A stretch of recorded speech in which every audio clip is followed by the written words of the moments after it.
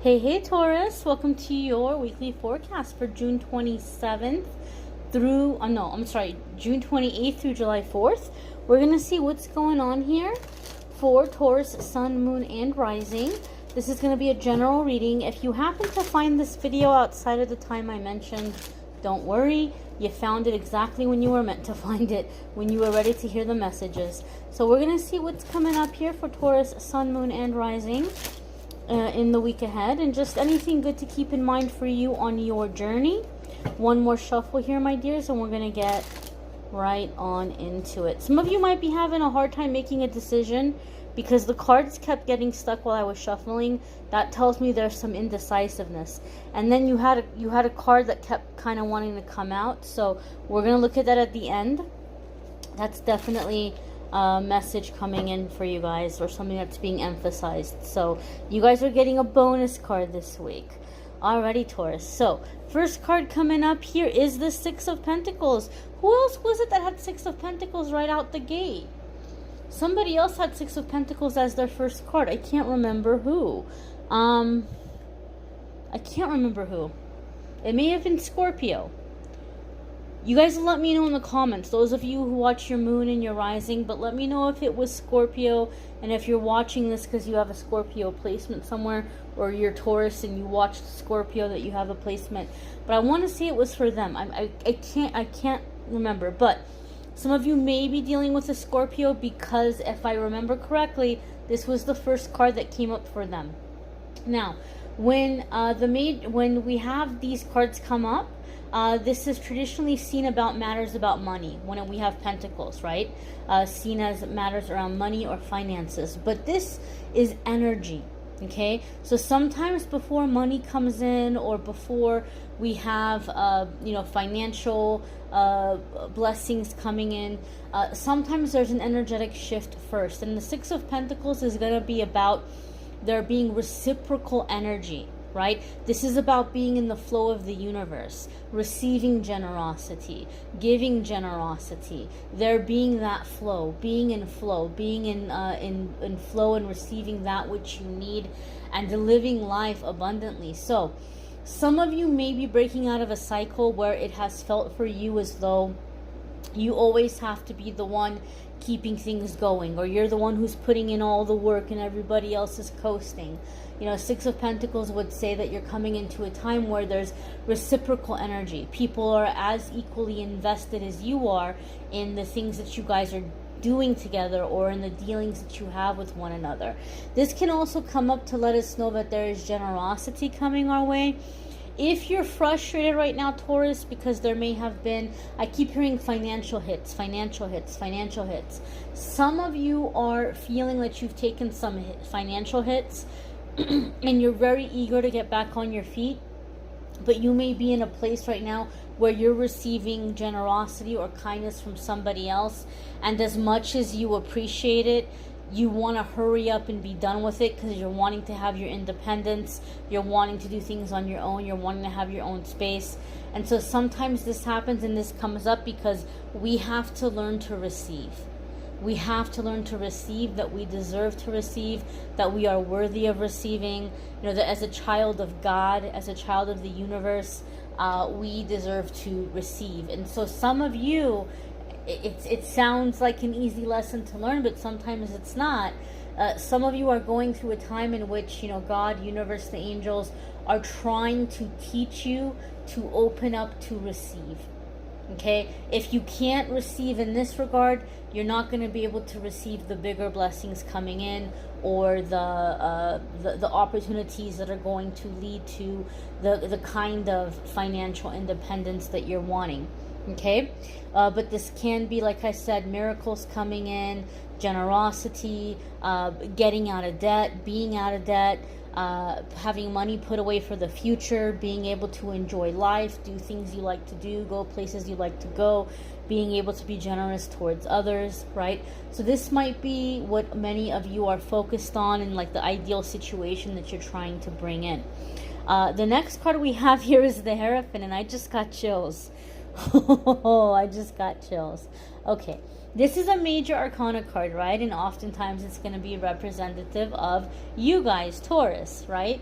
I like to focus on you guys during the weekly forecast. I don't focus on love and marriage in the weekly readings. I know sometimes people see hierophant and they're like, oh, I'm getting married, right? Because there's certain cards that are kind of typecast as like marriage cards, commitment cards, and that can be for some of you. Some of you may be establishing a commitment where there's a nice, equal, even flow. It could be a romantic agreement, it could be a business agreement, it could be getting healthy boundaries in a financial dealings with family, okay, or some kind of a financial agreement between family. Those things can definitely be happening, but I want to focus on you and your energy. And so when the major arcana cards come up, it's about coming into a new chapter. It's about coming into a new cycle, a new period in our life, and it's a defining moment for us. Even more so, at least for me in my readings, like when I'm reading for somebody and their major arcana card comes up, it tells me that you are like, everything about the situation, everything you're going through at the time of the reading is directly linked and directly connected to your awakening and you stepping into your power and you stepping into your authenticity. When someone's major arcana card comes up for their zodiac sign, like this is you rising to power. This is you being in your full confidence, falling in love with yourself, being authentic, being like your authentic self, and being unapologetically your authentic self, right? It's like we're learning to trust ourselves. We're aligned and connected with higher self, with God, with universe. Our intuition is on point, and we're making good decisions, and we're coming into living life the way that we're meant to live it, that comes naturally to us, right? That's what it means for me when I'm reading for somebody and their major arcana card comes up. So Taurus, you guys are coming into your vibe. You guys are coming into your flow, okay? You're coming into your vibe, you're coming into your flow. And the Hierophant also tells me in readings that, it comes up when we're longing for something meaningful in terms of where we're spending our time or who we're spending our time with. Truth, honesty, transparency, these things might be becoming increasingly more important to you lately, and you don't have time or patience for people that are not sharing your beliefs and values. I feel that Taurus, a lot of you have been going through this awakening, and so as a part of this awakening, a lot of you were trying to not be judgmental, where you were like, okay, you know what, I kind of feel or sense this person, like we're not really seeing eye to eye, and they have their beliefs and everything, but they're not exactly awake just yet, and I'm not going to hold it against them. I'm not going to judge them for it, and I'm not going to, cut them out of my life. And even though I feel like you guys are shifting in terms of where you're like, I can't do this anymore, like I need to be around people and I need to spend time with people who have the right ethics, the right priorities, the right principles. I still don't feel like you're banishing anybody. I don't feel like you're banishing anybody or cutting anybody off. I just feel like you're getting busy doing things that are meaningful to you, that you enjoy doing, that are giving you a sense of purpose. So you're beginning to kind of like tighten your circle. You're being a lot more cautious about who you're having around you, and you're making sure that the people who are around you share your beliefs and priorities and your ethics, specifically ethics. That's what I'm feeling. The next card that's coming up for you guys is the King of Swords. Now, traditionally in tarot readings, the court cards can indicate like an influence coming into the situation. It's typically seen as a person coming into the situation, influencing situation. So King of Swords traditionally is going to be seen as Libra, Gemini, or Aquarius, an air sign person. Some of you could very well be dealing with an air sign person, but those of you, if you're new to my channel, in the weekly forecast, I'm not focusing on love. I'm focusing on you and your journey, and I'm focusing on you and not so much on other people. So with the King of Swords, you know, maybe some of you might have an air sign placement, and that area of your life is really becoming your focus, okay? Or you're stepping into that in terms of like taking it more seriously, and that's where you're investing your time and your energy. For other ones of you, you may be stepping into the qualities and the characteristics of the King of Swords. So King of Swords is very intelligent, and King of Swords is going to make really fair, really balanced decisions, and he's not going to let his emotions get the best of him. He's an excellent communicator. He's an excellent negotiator. He's an excellent leader, really. Excellent leader. And so some of you might be seeking out a mentor or somebody to guide you through these changes or this contract. Some of you are coming into a contract. You may be seeking out like a financial advisor or an attorney or somebody to counsel you around an agreement. Those of you coming into an agreement right now, you may be seeking professional counsel and guidance, okay? Sometimes King of Swords comes up to tell us, hey, you know, these are big changes, these are big decisions. It's a good idea to talk to a professional about it. Okay, some of you may be stepping into King of Swords in terms of your own decision making, making decisions that are logical, that are in the best and highest good, that make the most sense, versus doing things out of guilt or obligation, and doing things in a way where you can go about the changes peacefully. King of Swords is excellent about showing other people how him getting what he wants is also going to benefit them. He's really good about finding the common ground. Okay, so some of you might be negotiating a contract or an agreement or a raise or a promotion, right? And so approaching it from the way of, well, here's how you're benefiting from it. Here's what you're getting out of it. You know, can be a really good angle to take versus, well, this is what we should do because this is what I deserve, right? You may deserve it 1,000, 1 billion%, but unfortunately, the quickest way to get people on, you know, on board with us is to find the common ground and to show them, you know, what they're getting out of it. And sometimes the King of Swords comes up to remind us of that. Your next card here, Taurus, is the Emperor. This could be Aries or Scorpio energy. So yet again, I feel like there's some Scorpio vibe here for some of you. You may have a placement coming here to like full effect here. Some of you could be dealing with a masculine Aries or a masculine Scorpio. That could be happening because, as I said, the court cards are going to indicate a lot of the times traditionally a person coming into the situation.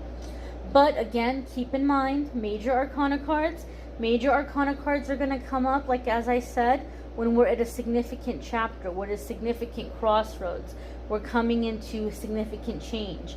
And the Emperor is about structure, it's foundation, it's you know, leadership yet again, right? And the Emperor can oftentimes come up for me in terms of career when somebody is in the energy of in terms of career, you might be reaching a high level of career. That can be the case as well. But the Empress is very powerful energy, very much like I said, leadership energy. The Emperor, I should say. The Emperor answers to nobody. There's nobody above the Emperor but God. Okay? And so a lot of you are coming into a very high level, a very high status. These are very powerful cards, Taurus. Very powerful cards. I mean, think about this person and being in their power and their generosity and the power of the hierophant, the power of the King of Swords, the power of the Emperor. What I see here is like rising of power. I see like upgrading of power or upgrading of position. Like I almost want to say rank, right? You're going from a nobleman to a clergyman, to a king, to an emperor. This is evolution of leadership. Okay, the main thing you have to keep in mind here with the emperor, now I hate to say this, but I have to say this, and I'm not trying to be a negative Nancy, but the King of Swords, remember how I was saying they're going to make decisions that are logical and they're not going to let their emotions get the best of them? Okay, so for some reason, I feel that as you're rising to power, as you're rising and as you're kind of climbing up here, climbing up the ladder, you are going to have somebody, I feel like it's a specific person, and I feel like it's could be a significant other or a family member, like somebody very close to you is what I'm trying to say. It would have to, like, if it was a friend, it would have to be like a really, really close friend, like a best friend. Unfortunately, I feel like this person is kind of like reminding you of your mistakes, or trying to get you to second guess yourself, or like make you feel bad about things that happened in the past, because it's kind of their way of holding on to your attention, like grabbing your attention, holding your attention, like making sure you're not forgetting about them in the process. And so some of you might get a little bit triggered by this, but this is the beautiful thing about the Emperor. The Emperor is not powerful and successful because he's never made mistakes.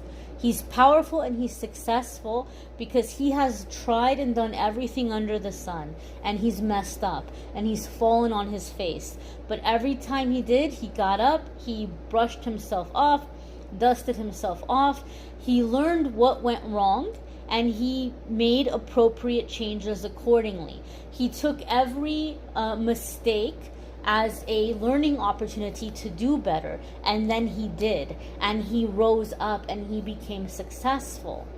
Okay, and so a lot of you Taurus, the things that maybe you kind of are regretting, or the things that you wish you would have done differently, I feel like a lot of you are having a moment where you're like having this epiphany, where things are coming full circle and you're saying it makes sense now. Now I know why I had those experiences. Now I see how they were shaping me. And now I see how these things in my past actually make me relatable, or give me skills that are going to be really beneficial in me getting ahead in this point and helping other people, okay? Guiding other people, teaching other people. And I'm feeling a sense of like a torch being passed on to you. Some of you maybe had a really significant mentor, and that mentor might be deciding to retire, or not be so active or involved in what they were doing, and they may be passing power over to you to take over, or to teach, or to help them in some kind of way. But I feel, you guys let me know when you look at these cards, do you see that too? Do you see what I'm seeing? I'm seeing like a gradual rise in power, like leveling up to like the ultimate level, right? Leveling up until like you've reached the top. Leveling up to the top is the best that I can say. Obviously, this is going to be a transition, and so we can't expect for such a massive transition to happen within a 7-day period of time. But things are happening this week that the door is opening, and you're on the staircase, and you're just going to go up and up and up and up and up. That's what I see when I see the cards. You may want to check out your moon, sun, and rising sign videos. Some weeks those may resonate for you more than your sun sign. You may want to check out the love readings for July. If you haven't already, those are linked in the description. And if you want a private reading with me, you can schedule a private reading with me by going to calendly.com/amethystangelight. Thanks for watching, liking, commenting, subscribing. Bye, my dears. Be well, Taurus. Oh my gosh, Taurus, I forgot your card. You have the moon. Wow. Okay, so this was the card that Spirit was trying to emphasize for us on your journey. Another major arcana card. You're coming into a time of big changes. Okay, we have 3 major arcana cards here in your short little reading. So big changes. The moon card is going to be about getting over your fears. Okay, as you're opening up and new opportunities are coming in, you may also have buried or pushed down things coming to the surface that need to be released. Allow yourself to do that, you know, overcome those fears, and above all else, listen to your intuition. Listen to your gut. Listen to your intuition. Okay, now we talked about you being in the flow and you being in your authenticity and you being in your nature. That's aligned with being in your intuition or listening to your intuition. Okay, so I thank you guys for watching. Take care.